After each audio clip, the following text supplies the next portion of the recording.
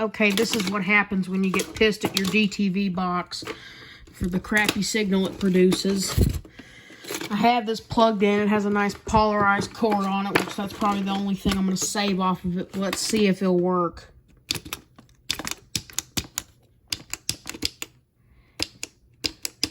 Appears to be totally inoperative. That sucks, but it's okay. These are a dime a dozen at Wall Super China Mart, and you can see the inside there. At least it has a nice polarized power cord on it. That's probably the only thing I'm going to save off of this.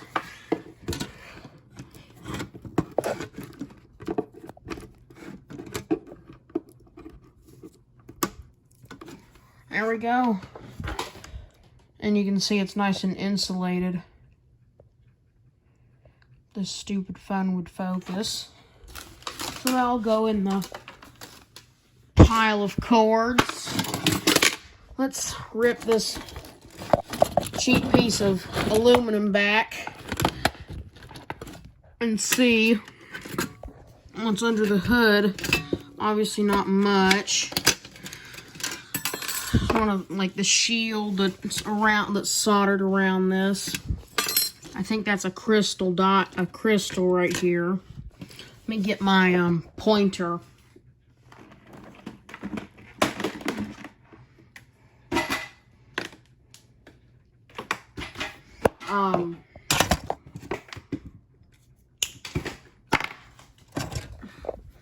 This meter probe broke, so I'm just going to use it. Anyway, this is the main brains of the whole darn thing. And these are the crappy little electrolytics. What are these? 10 at 50. I could probably use these. You know what? Just like what I did, I scrapped a capacitor off of a junk, I think it was this one, I don't know. But it was some junk capacitors, like if you work on electronics and need more spare parts, and you find a crap load of junk DVD players, especially Chinese electronics like DVD players and VCRs. Like what you can do is you just chop the cords off and rip the circuit boards out of them and take out the high voltage capacitors.